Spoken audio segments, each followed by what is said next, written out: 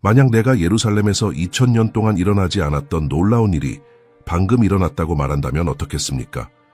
대부분의 사람들이 주변의 징조들을 무시한 채 일상을 살아가는 동안 바로 이 순간 성지에서는 깊은 의미를 지닌 사건들이 펼쳐지고 있습니다.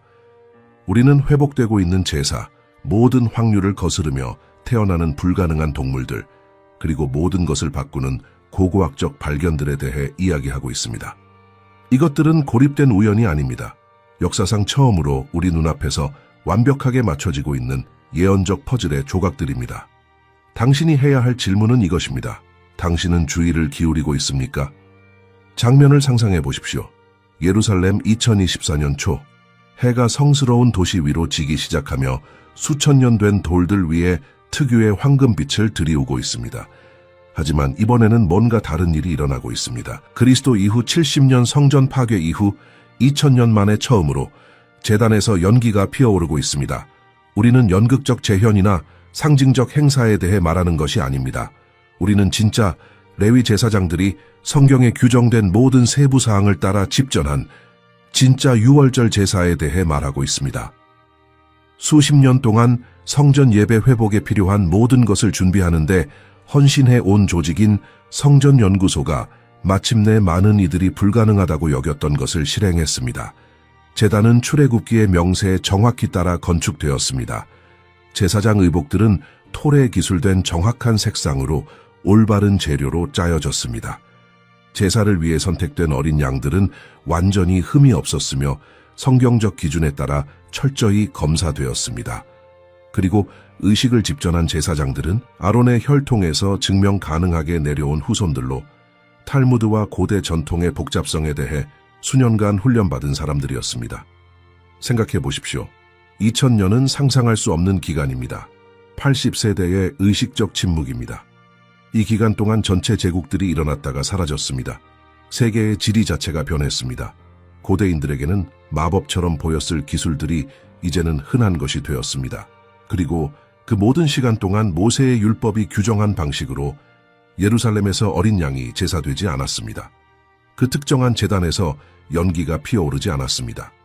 어떤 레위 제사장도 그 신성한 의식을 집전하지 않았습니다. 그러나 정확히 이것에 대해 말하는 예언이 있습니다.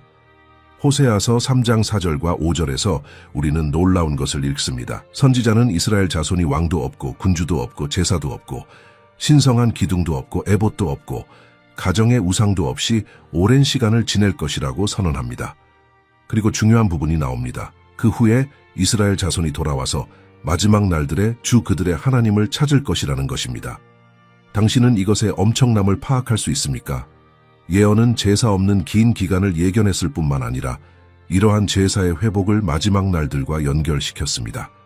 2024년에 제단에서 그 연기가 피어올랐을 때 그것은 단순히 고대 관행의 회복이 아니었습니다. 그것은 우리를 신성한 연대표의 특정 순간에 위치시키는 천년된 예언의 문자적 성취였습니다. 그리고 여기 당신이 이 순간의 심각성을 이해하게 만들 무언가가 있습니다. 이 제사를 집전한 정통 유대인들 자신이 이것이 무엇을 의미하는지 정확히 알고 있습니다. 그들은 역사적 향수나 학문적 호기심 때문에 이것을 하고 있는 것이 아닙니다. 그들은 완전한 회복의 때가 왔다고 절대적인 확신을 가지고 믿기 때문에 이것을 하고 있습니다. 그들은 이스라엘의 가장 교육받은 랍비들이 예언적 조건들이 정렬되어 있다고 확인했기 때문에 이것을 하고 있습니다. 의식이 진행되는 동안 분위기는 만져질 듯한 기대와 섞인 깊은 경외감이었습니다. 다양한 전통의 유대인 가족들이 모였습니다. 아이들은 눈을 크게 뜨고 지켜보았고 그들의 조부모들은 그날을 보리라고는 상상도 못했던 채 눈물을 흘렸습니다. 피어오르는 연기는 단순히 타는 동물 지방만이 아니었습니다. 그것은 수천 년의 기다림이 끝나가는 향기였습니다. 그것은 예언들이 성경의 페이지에서 나와 돌과 불과 피로 구체화되는 향기였습니다. 그러나 여기 이 모든 것에 대한 당신의 관점을 바꿀 세부 사항이 있습니다. 아무리 중요하다 해도 한 번의 제사는 성전 예배를 완전히 회복하기에 충분하지 않습니다. 성경에 언급된 절대적으로 필수적인 재료인 중요한 요소가 있으며 그것이 없으면 어떤 제사장도 성소에 들어갈 수 없습니다. 그리고 얻는 것이 사실상 불가능하다고 여겨졌던 이 요소가 어떤 자연적 설명도 거부하는 방식으로 방금 나타났습니다. 그러나 이것은 일어나고 있는 일의 시작에 불과합니다. 민수기 19장 2절과 3절에서 우리는 토라 전체에서 가장 구체적이고 흥미로운 규정들 중 하나를 발견합니다. 하나님은 모세에게 이스라엘 자손이 흠이 없고 얼룩이 없으며 먼개를 메어본 적이 없는 붉은 암송아지를 가져오라고 명령하십니다. 이 동물은 제사되어 완전히 태워질 것이며 그 죄는 물과 섞여 정결케 하는 물을 만드는데 이는 죽음과 접촉한 사람이 성전에 들어갈 수 있도록 하는 데 필수적입니다. 이제 여기 당신이 일어난 일의 엄청남을 이해하게 만들 세부사항이 있습니다. 이 동물은 완전히 붉어야 합니다. 우리는 다른 색의 털 한 올도 없는 것에 대해 말하고 있습니다. 흰색, 검은색, 갈색 얼룩도 없습니다. 코에서 꼬리까지 순수한 붉은색입니다. 게다가 동물은 어떤 무게도 짊어진 적이 없어야 하며 가벼운 멍에조차도 안 됩니다. 유전적으로 이러한 정확한 특성을 가진 송아지가 태어날 확률은 100만 분의 1보다 낮습니다. 기록된 유대 역사 전체를 통틀어 진짜 붉은 암송아지는 9마리만 발견되어 정결 의식에 사용되었습니다. 그렇다면 2022년에 한 마리가 아니라 5마리의 완벽한 붉은 암송아지가 태어났을 때 정통 유대인 공동체를 관통한 충격을 상상해 보십시오. 5마리입니다. 같은 해에. 모두 엄격한 성경적 기준을 충족시켰습니다. 이것이 자연적으로 일어날 통계적 가능성은 0에 너무 가까워서 계산할 가치조차 없습니다. 같은 기간에 순수한 붉은 암송아지 5마리가 태어나는 것보다 복권에 3번 연속 당첨되는 것이 더 쉬울 것입니다. 그러나 이야기는 더욱 인상적입니다. 이 동물들은 우연히 태어나지 않았습니다. 그들은 성경 예언을 믿는 복음주의 기독교인들과 성전 회복을 기다리는 정통 유대인들이 재정 지원한 신중하게 계획된 사육 프로그램을 통해 태어났습니다. 암송아지들은 이스라엘로 옮겨져 지속적으로 모니터링되는 특별 시설에 배치되었습니다. 모든 털이 검사됩니다. 모든 움직임이 기록됩니다. 정결 법규를 전문으로 하는 랍비들이 정기적으로 방문하여 동물들이 자격을 유지하는지 확인합니다. 생각해 보십시오. 왜 이렇게 많은 주의를 기울입니까? 왜 이렇게 많은 투자를 합니까? 붉은 암송아지에 죄가 없으면 어떤 제사장도 지성소에 들어갈 수 없기 때문입니다. 성전이 얼마나 완벽하게 건축되든 상관없습니다. 제사장 의복이 얼마나 신중하게 준비되든 상관없습니다. 이 특정 동물의 죄로 만든 정결케 하는 물이 없으면 전체 의식 체계는 마비된 채로 남습니다. 그것은 문자 그대로 다른 모든 것을 가능하게 만드는 불가능한 재료입니다. 그리고 여기 당신의 팔의 털을 곤두서게 만들 무언가가 있습니다. 이 동물들을 감독하고 있는 랍비들은 이미 5마리 중 최소 3마리가 완전히 순수하고 의식에 적격하다고 공개적으로 선언했습니다. 그들은 이제 제사의 적절한 나이에 도달했습니다. 모든 것이 준비되었습니다. 수세기 동안 잃어버렸던 의식을 수행하는 방법에 대한 지식이 탈무드와 고대 문헌에 대한 집중적인 연구를 통해 재구성되었습니다. 제사가 이루어져야 할 정확한 장소가 확인되었습니다. 제사장들이 훈련받았습니다. 그러나 여기서 일어나고 있는 더 깊은 무언가가 있습니다. 요한복음 3장 3절에서 예수님은 니고데모에게 누구든지 거듭나지 않으면 하나님의 나라를 볼 수 없다고 말씀하십니다. 누군가를 하나님의 임재에 들어가기에 깨끗하게 만드는 붉은 암송아지에 정결케 하는 물은 단지 그림자일 뿐입니다. 그것은 더 큰 영적 실제를 가리키는 물리적 상징입니다. 진짜 붉은 암송아지, 진짜 정결케 하는 제사는 이미 오셨습니다. 그분의 이름은 예수 그리스도입니다. 그분은 우리를 모든 죄에서 깨끗하게 하셔서 우리가 아버지의 임재에 들어갈 수 있게 하시는 분입니다. 그러나 예루살렘의 물리적 사건들도 의미가 없는 것은 아닙니다. 그것들은 징조들입니다. 예언적 시간의 표지들입니다. 제사가 회복되고 있는 바로 그때, 성전산의 발굴이 고대 비밀들을 드러내고 있는 바로 그때, 이스라엘의 재탄생을 본 세대가 그들의 시간의 끝에 다가가고 있는 바로 그때 5마리의 붉은 암송아지가 태어나는 것을 볼 때 우리는 우연을 보고 있는 것이 아닙니다. 우리는 신성한 동시성을 보고 있습니다. 우리는 하나님의 시계가 수학적 정밀성으로 전진하는 것을 보고 있습니다. 고대 랍비들은 이런 말을 했습니다. 10번째 붉은 암송아지가 나타나면 메시아가 오실 것이다. 역사를 통틀어 9마리가 이미 사용되었습니다. 그리고 이제 2000년 만에 처음으로 우리는 한 마리가 아니라 5마리의 적격한 후보들이 기다리고 있습니다. 시간의 복도를 통해 울려 퍼지는 질문은 이것입니다. 이것이 그 순간입니까? 그러나 붉은 암송아지들과 제사들은 퍼즐의 일부일 뿐입니다. 영적 사건들이 표면에서 펼쳐지는 동안 똑같이 놀라운 무언가가 깊은 곳에서 일어나고 있습니다. 세상에서 극소수의 사람들만이 아는 일이 예루살렘의 거리 아래에서 일어나고 있습니다. 관광객들이 구시가지의 고대 돌들 위를 걸어 다니는 동안, 순례자들이 통곡의 벽에서 기도하는 동안, 세상이 일상적인 걱정들로 정신이 팔려 있는 동안, 고고학자들과 엔지니어들로 구성된 팀들이 비밀리에 작업하고 있으며 표면 아래 수미터에서 수천 년 동안 햇빛을 보지 못한 터널 네트워크를 발견하고 지도를 작성하고 있습니다. 성전사는 지구상에서 가장 논쟁이 많은 장소입니다. 유대인, 기독교인, 무슬림에게 신성한 곳입니다. 표면에서의 공개 발굴은 즉각적인 국제적 반응을 불러일으킬 것입니다. 항의, 잠재적 폭력, 외교적 위기. 그래서 작업은 산 아래를 구불구불 이어지는 터널과 통로를 통해 은밀하게 이루어집니다. 그리고 그들이 발견하고 있는 것은 모든 것을 바꾸고 있습니다. 생각해 보십시오.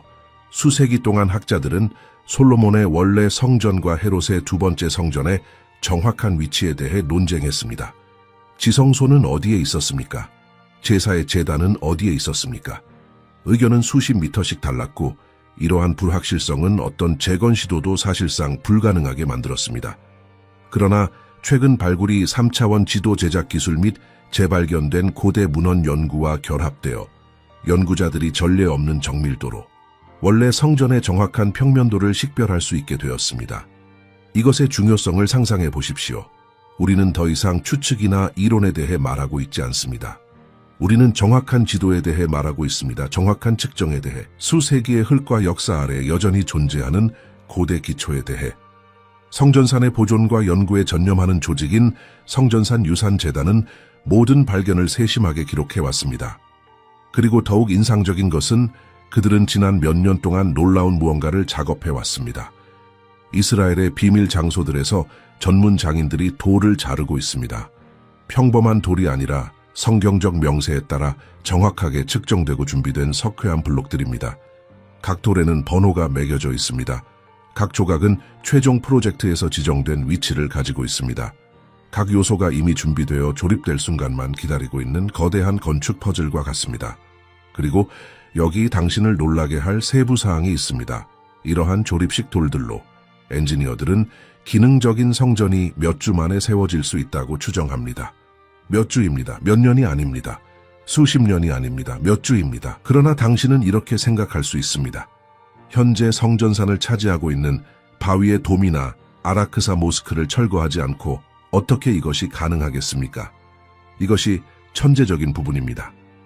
최근 발굴과 연구는 원래 성전의 정확한 위치가 이슬람 모스크들이 건축된 곳과 정확히 일치하지 않을 수 있다고 시사합니다. 고고학적 증거와 고대 문헌 분석에 의해 뒷받침되는 잘 근거 있는 이론들이 있는데 지성소가 현재 바위의 돔 북쪽에 있었다는 것입니다. 만약 이것이 사실이라면, 그리고 많은 진지한 연구자들이 그렇다고 믿는다면 세 번째 성전은 기존의 이슬람 구조물을 건드리지 않고 건축될 수 있습니다. 이 계시는 모든 것을 바꿉니다.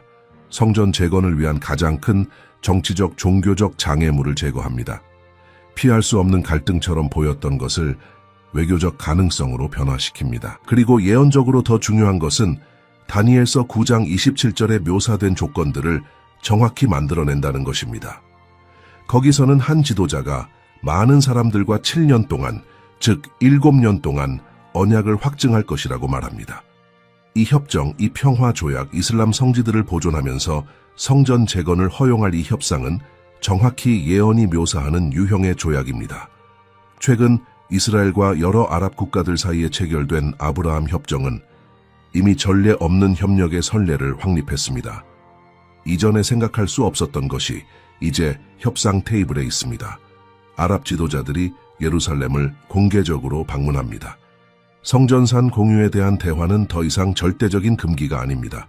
외교적 토대가 준비되고 있습니다. 그리고 표면에서 외교가 진전되고 깊은 곳에서 발굴이 비밀을 드러내는 동안 훨씬 더 놀라운 일이 일어나고 있습니다. 역사적으로 서로를 증오했던 집단들이 하나가 되고 있습니다. 극복할 수 없어 보였던 분열이 넘어지고 있습니다. 그리고 사막에서 문자 그대로 죽음이 생명의 자리를 내주고 있습니다. 유대 세계에는 오래되고 깊은 분열이 있습니다. 절대적인 엄격함으로 율법의 모든 글자를 따르는 정통파, 전통과 현대성의 균형을 추구하는 보수파, 고대 가르침을 현대적 맥락으로 재해석하는 개혁파. 이러한 다양한 흐름들은 신학적 문제에서 의견이 다를 뿐만 아니라 종종 서로를 상호 불법적이라고 여깁니다. 집단 간의 결혼은 드뭅니다. 회당은 공유되지 않습니다. 불신은 문화적이고 세대적입니다. 그러나 2024년에 그 6월절 제사가 거행되었을 때 불가능한 일이 일어났습니다. 이 모든 흐름의 대표자들이 참석했습니다.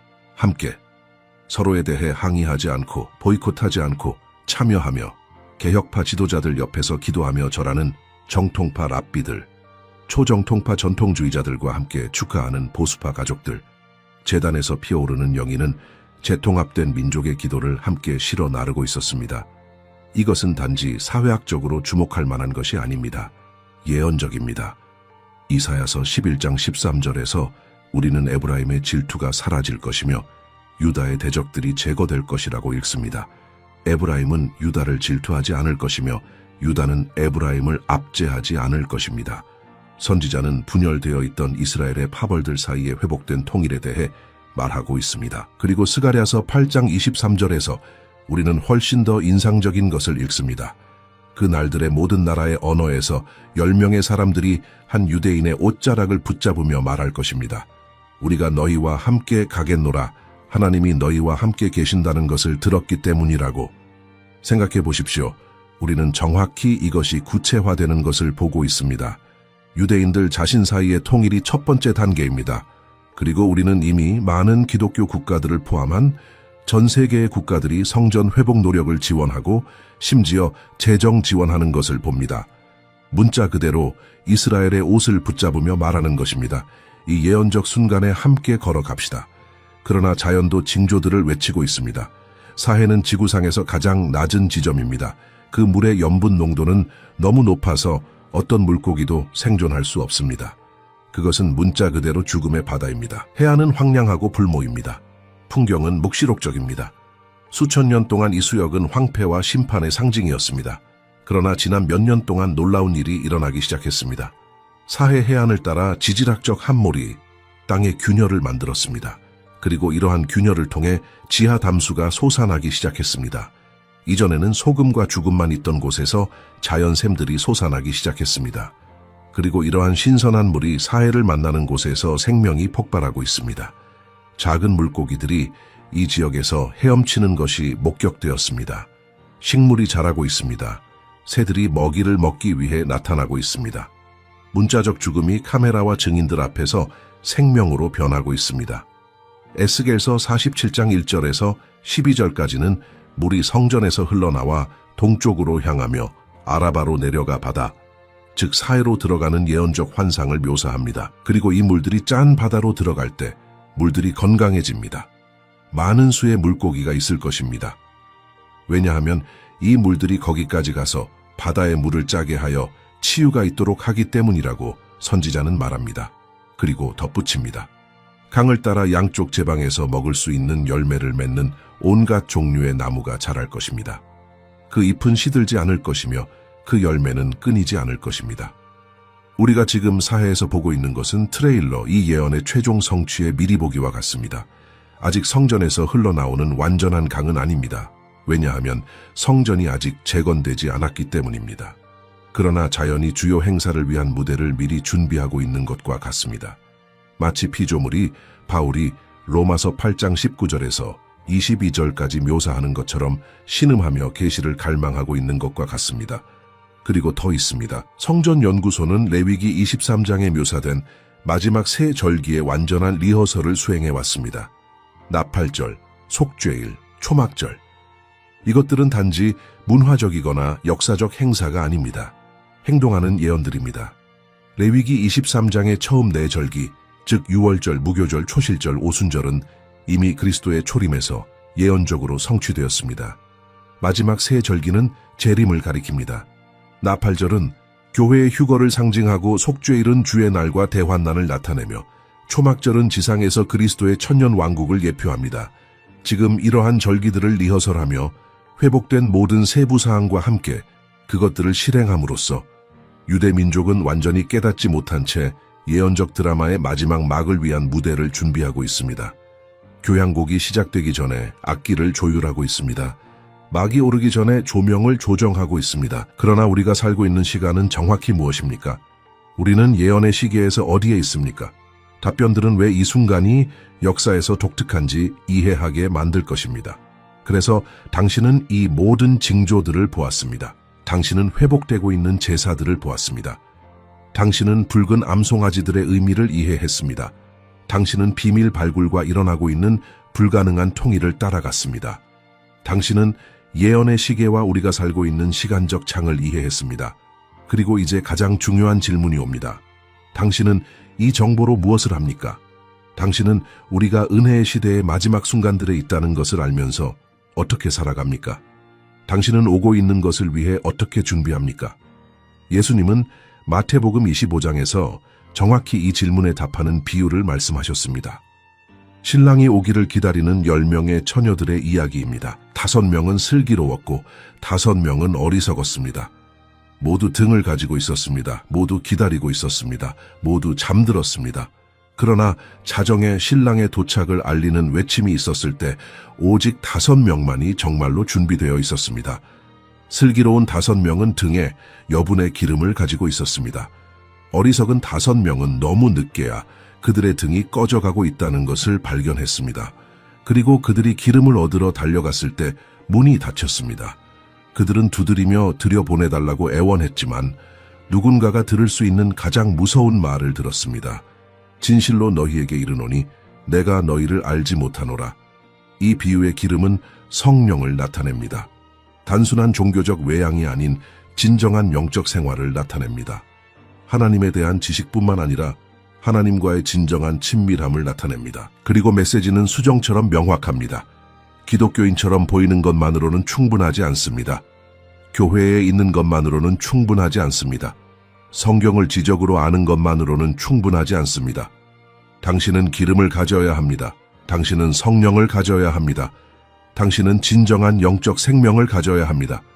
그렇다면 어떻게 준비합니까? 첫째, 진정한 기도 생활을 확립하십시오. 저는 당신이 기계적으로 반복하는 암기된 기도에 대해 말하고 있지 않습니다. 저는 하나님과의 진정한 대화에 대해 말하고 있습니다. 아침에 일어나서 휴대폰을 짚기 전에 그분과 이야기하십시오. 당신의 두려움, 당신의 투쟁, 당신의 꿈을 그분께 말하십시오. 구체적인 것들에 감사하십시오. 주변 사람들을 위해 중보하십시오. 아무것도 숨기지 말고 빠르게 당신의 죄를 고백하십시오. 데살로니가전서 5장 17절에서 바울은 명령합니다. 쉬지 말고 기도하라. 이것은 하루 24시간 무릎을 꿇고 있으라는 의미가 아닙니다. 이것은 하나님의 임재를 끊임없이 의식하며 당신의 가장 친한 친구와 대화하듯이 하루 종일 그분과 대화하며 살라는 의미입니다. 둘째, 전에 없이 성경에 잠기십시오.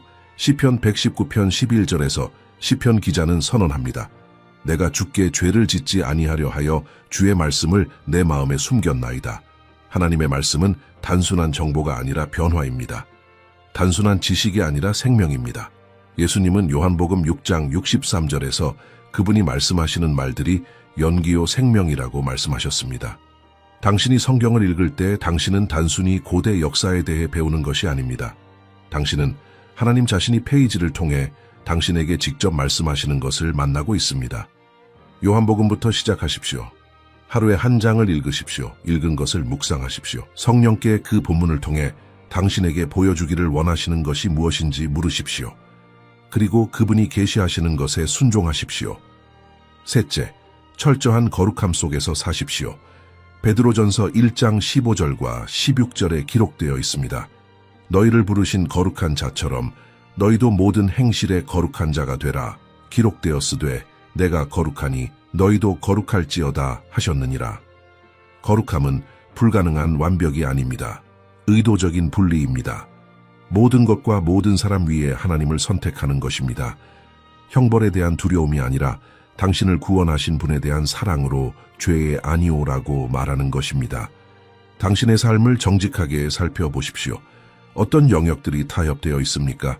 어떤 죄들을 당신은 비밀리에 품고 있습니까? 어떤 관계들이 당신을 하나님으로부터 멀어지게 끌어당기고 있습니까? 이것은 중간 지점의 시간이 아닙니다. 이것은 희석된 기독교의 시간이 아닙니다. 당신과 그리스도와의 순수한 걸음 사이에 있는 모든 것을 끊으십시오. 넷째, 영적 분별력을 개발하십시오. 디모데후서 4장 3절과 4절에서 바울은 경고합니다. 때가 이르리니 사람들이 바른 교훈을 받지 아니하며 귀가 가려워서 자기의 사욕을 좇을 스승을 많이 두고 또 그 귀를 진리에서 돌이켜 허탄한 이야기를 좇으리라. 거짓 교사들이 오늘날 도처에 있습니다. 이상한 교리들이 심지어 복음주의 교회들까지 침투하고 있습니다. 당신은 속지 않기 위해 성경이 실제로 무엇을 말하는지 알아야 합니다. 당신이 듣는 모든 것을 성경으로 시험하십시오. 누군가가 하나님의 말씀과 모순되는 것을 가르친다면 그 설교자가 얼마나 카리스마 있거나 인기 있든 상관없이 거부하십시오. 다섯째, 거룩한 긴박함으로 증거하십시오. 당신 주변의 사람들은 영원한 운명을 향해 걸어가고 있으며 대부분은 무엇이 오고 있는지 전혀 모릅니다. 당신의 가족, 당신의 동료, 당신의 이웃, 그들은 예수님에 대해 들어야 합니다. 에스겔서 33장 8절과 9절에서 하나님은 선언하십니다. 만약 당신이 악인에게 위험에 대해 경고하지 않는다면 그의 피가 당신의 손에서 요구될 것이라고. 이것은 심각합니다. 당신은 영원한 생명을 구할 수 있는 정보를 가지고 있습니다. 부끄러움이나 두려움 때문에 그것을 혼자만 간직하지 마십시오. 당신의 믿음을 나누십시오. 그리스도께서 당신을 위해 하신 일을 말하십시오. 사람들을 교회로 초대하십시오. 볼 필요가 있는 사람들에게 이 영상을 보내십시오. 시간은 짧고 영혼들은 우리가 침묵하기에는 너무 귀중합니다. 여섯째, 당신의 가족 및 공동체 관계를 강화하십시오. 환난의 때에 당신은 다른 신자들이 필요할 것입니다. 당신은 단순히 예배에 참석하는 것이 아니라 진정한 공동체 안에서 살아가는 건강한 그리스도의 몸에 연결되어 있어야 합니다. 다른 기독교인들과 함께 기도하십시오. 서로에게 죄를 고백하십시오. 서로를 격려하십시오. 히브리서 10장 25절에 기록되어 있습니다. 모이기를 패하는 어떤 사람들의 습관과 같이 하지 말고 오직 권하여 그 날이 가까움을 볼수록 더욱 그리하자. 저자가 그리스도의 재림의 근접성을 강화된 기독교 교제의 필요성과 직접 연결하고 있음을 주목하십시오. 일곱째, 징조들을 주시하되 당신의 눈을 예수님께 고정하십시오. 예언에 너무 집착하여 그리스도 자신을 놓치기 쉽습니다. 날짜와 일정에 너무 집중하여 관계를 잊기 쉽습니다. 예수님은 단순히 예언을 성취하기 위해 돌아오시는 것이 아닙니다. 그분은 그의 신부인 교회를 찾으러 오십니다. 그리고 그분이 찾으시는 신부는 그분을 사랑하고 그분을 갈망하며 그분을 위해 순결을 지키는 신부입니다. 골로사에서 3장 1절과 2절에서 바울은 가르칩니다. 그러므로 너희가 그리스도와 함께 다시 살리심을 받았으면 위의 것을 찾으라. 거기는 그리스도께서 하나님 우편에 앉아 계시느니라. 위의 것을 생각하고 땅의 것을 생각하지 말라. 마지막으로 매일을 마지막 날인 것처럼 살되 예수님이 100년 후에야 오실 것처럼 계획하십시오. 이것이 건강한 긴장입니다. 당신은 일하고 가족을 돌보고 책임을 다하지만 언제든지 나팔이 울릴 수 있다는 의식을 가지고 모든 것을 합니다. 당신은 당신의 지상의 미래에 투자하지만 당신의 진정한 미래는 천상의 것임을 결코 잊지 않습니다. 당신은 거룩한 긴박함으로 살되 마비시키는 불안으로 살지 않습니다. 마지막 날들을 위한 준비는 음식을 비축하거나 벙커를 짓는 것에 관한 것이 아닙니다. 그것은 당신의 마음을 준비하는 것에 관한 것입니다. 등에 기름을 갖는 것에 관한 것입니다. 신랑이 오실 때 당신이 단순히 그분의 음성을 알아볼 뿐만 아니라 그분에게 알려지도록 신랑을 친밀하게 아는 것에 관한 것입니다. 그리고 여기 모든 것을 최종 관점에 놓을 무언가가 있습니다. 징조들은 당신을 놀라게 하려는 것이 아니라 당신을 깨우려는 것입니다. 예수님이 사용하신 말씀이 있는데 2000년 동안 학자들을 당혹하게 해왔습니다. 마태복음 24장 34절에서 그분의 재림에 앞서 나타날 징조들을 묘사하신 후 그분은 말씀하셨습니다. 진실로 너희에게 이르노니 이 세대가 지나가기 전에 이 모든 일이 이루리라. 분명한 질문은 이것입니다. 어떤 세대입니까? 듣고 있던 제자들의 세대입니까? 그럴 수 없습니다. 왜냐하면 그 모든 것들이 그 시대에 성취되지 않았기 때문입니다. 그렇다면 예수님은 어떤 세대에 대해 말씀하고 계셨습니까? 답은 문맥에 있습니다. 예수님은 특정한 징조들을 묘사하고 계셨고 그중 가장 중요한 것은 몇 절 전에 나타납니다. 무화과 나무가 그 잎사귀를 내는 것을 보거든 여름이 가까운 줄 알아. 무화과 나무는 성경 전체에 걸쳐 이스라엘에 일관된 예언적 상징입니다. 그리고 1948년에 거의 2000년 만에 처음으로 무화과 나무가 싹을 틔웠습니다. 이스라엘이 국가로 다시 태어났습니다. 그것은 인류 역사에서 전례 없는 사건이었습니다. 정복당한 국가들은 사라집니다. 흩어진 민족들은 동화됩니다. 죽은 언어들은 부활하지 않습니다. 그러나 이스라엘은 이 모든 것을 했습니다. 모든 확률을 거스르고 모든 역사적 논리를 거스르며 무화과 나무가 싹을 틔웠습니다. 그렇다면 예수님이 말씀하신 세대는 이스라엘의 재탄생을 볼 세대입니다. 이것이 예언적 세대입니다. 그리고 한 세대는 얼마나 됩니까? 시편 90편 10절에서 모세는 우리의 연수가 70이요 강건하면 80이라고 씁니다. 따라서 성경적 세대는 70년에서 80년입니다. 생각해 보십시오. 이스라엘이 1948년에 다시 태어났고 70년을 더하면 2018년에 도달합니다. 80년을 더하면 2028년에 도달합니다. 우리는 지금 정확히 이 예언적 창 안에 있습니다. 이스라엘의 재탄생을 본 세대가 그들의 정해진 시간의 끝에 다가가고 있습니다. 그리고 정확히 이 순간에 이 모든 놀라운 징조들이 예루살렘에서 수렴하고 있습니다. 그러나 또 다른 중요한 시간적 표지가 있습니다. 누가복음 21장 24절에서 예수님은 예루살렘이 이방인의 때가 차기까지 이방인들에게 밟힐 것이라고 말씀하셨습니다. 수세기 동안 예루살렘은 이교 제국들의 통제해에 있었습니다. 바빌로니아인, 페르시아인, 그리스인, 로마인, 비잔틴인, 아랍인, 십자군, 오스만인, 영국인. 그러나 1967년 6월에 6.1 전쟁 동안 깊은 의미를 지닌 일이 일어났습니다. 이스라엘이 성전산을 포함한 예루살렘 구시가지의 통제권을 되찾았습니다. 그리스도 이후 70년 이래 처음으로 예루살렘이 유대인의 손에 있었습니다. 1967년으로부터 70년은 우리를 2037년으로 이끕니다. 80년은 우리를 2047년으로 이끕니다. 그러나 주목하십시오. 우리는 겹치는 두 개의 세대 계산으로 작업하고 있으며 둘 다 이 10년 안에 수렴하고 있습니다. 그리고 모든 것이 제자리를 찾게 할 무언가가 여기 있습니다. 다니엘서 12장 11번째 절은 매일 드리는 제사가 폐지되고 황폐하게 하는 가증한 것이 세워질 때부터 1291이 있을 것이라고 말합니다. 1291은 약 3년 반입니다. 이것은 요한계시록에 묘사된 7년 환난 중 후반부와 완벽하게 일치합니다.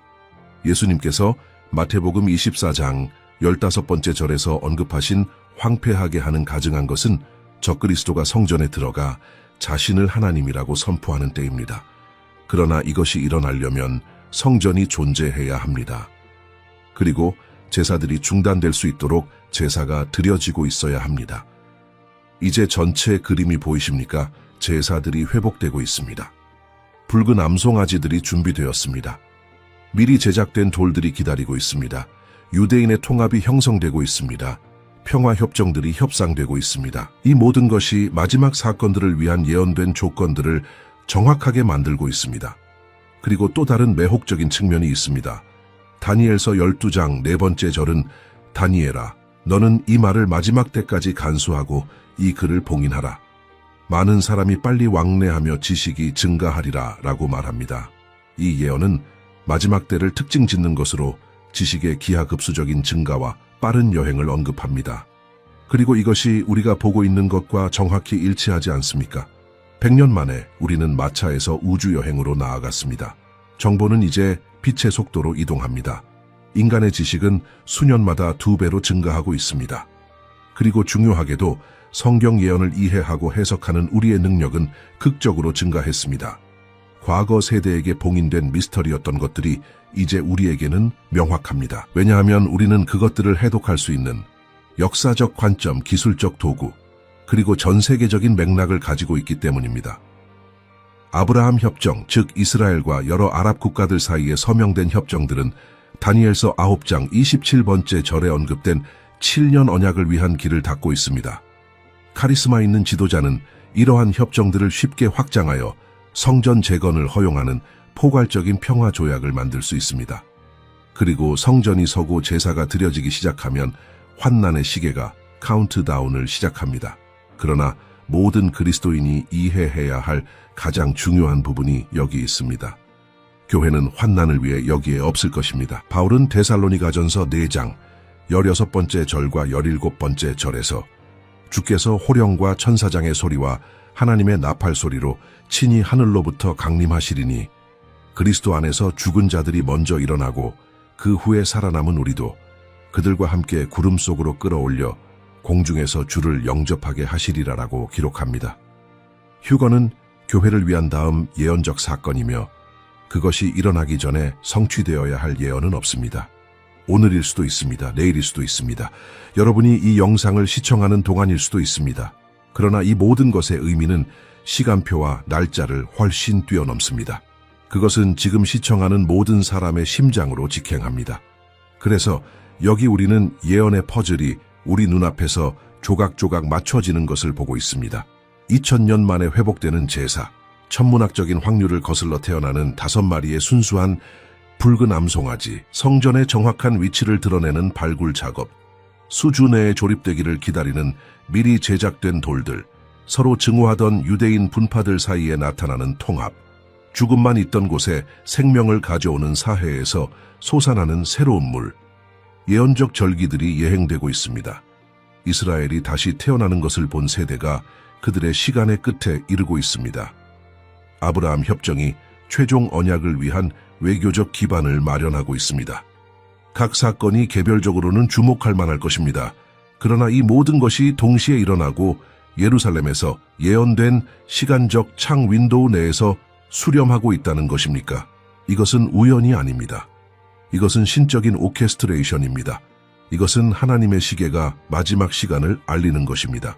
그러나 정말 중요한 질문은 이러한 일들이 언제 일어날 것인가가 아닙니다.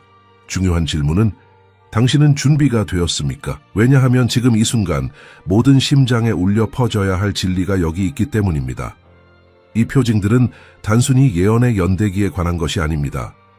그것들은 개인의 구원에 관한 것입니다. 그것들은 영원한 운명에 관한 것입니다. 그것들은 여러분이 영혼을 어디에서 보낼 것인가에 관한 것입니다. 고린도후서 6장 2번째 절에서 바울은 보라, 지금은 은혜 받을 만한 때요. 보라, 지금은 구원의 날이로다 라고 기록합니다. 내일이 아닙니다. 여러분이 삶을 정리한 후가 아닙니다. 여러분이 가치 있다고 느낄 때가 아닙니다. 지금입니다. 오늘입니다. 이 순간입니다. 예수님께서는 요한복음 3장 3번째 절에서 진실로 진실로 내게 이르노니 사람이 거듭나지 아니하면 하나님 나라를 볼 수 없느니라 라고 절대적으로 명확히 하셨습니다. 종교에 관한 것이 아닙니다. 전통에 관한 것이 아닙니다. 선하게 되거나 더 노력하는 것에 관한 것이 아닙니다. 그것은 영적으로 거듭나는 것에 관한 것입니다. 그것은 여러분이 죄인이며 구원자가 필요하며 예수 그리스도가 바로 그 구원자임을 인정하는 것에 관한 것입니다. 로마서 10장 9번째 절과 10번째 절은 네가 만일 내 입으로 예수를 주로 시인하며 또 하나님께서 그를 죽은 자 가운데서 살리신 것을 네 마음에 믿으면 구원을 받으리라. 사람이 마음으로 믿어 의에 이르고 입으로 시인하여 구원에 이르느니라 라고 말합니다. 간단하지만 심오합니다. 지금 여러분이 있는 곳에서 저와 함께 기도하십시오. 주 예수님, 저는 제가 죄인이며 당신이 필요함을 인정합니다. 저는 당신이 저의 죄를 위해 십자가에서 죽으시고 사흘 만에 부활하셨음을 믿습니다. 저는 당신을 저의 주님과 구원자로 영접합니다.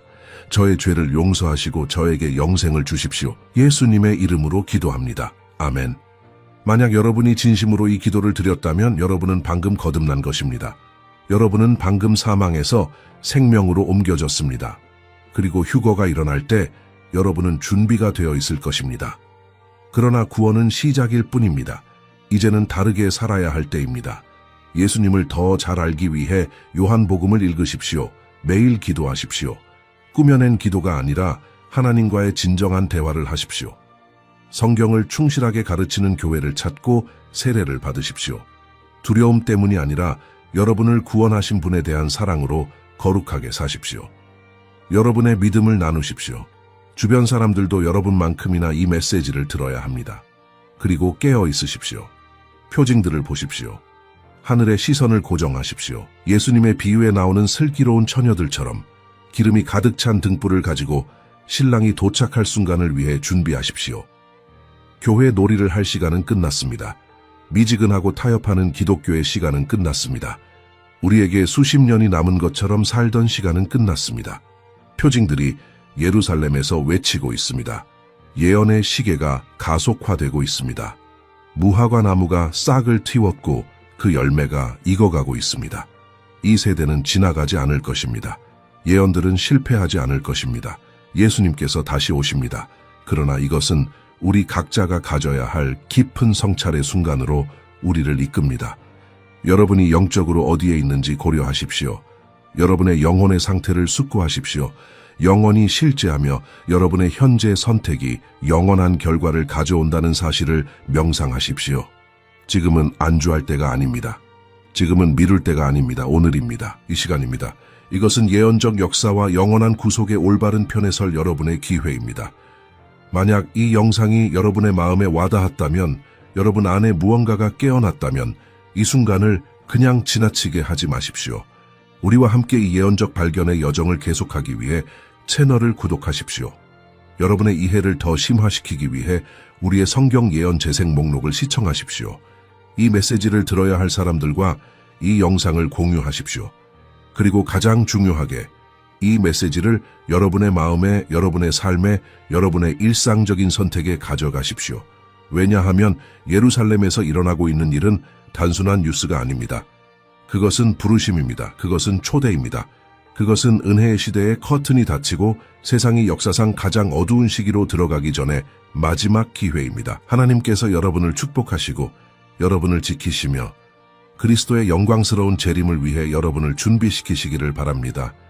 마라나타, 오소서, 주 예수여.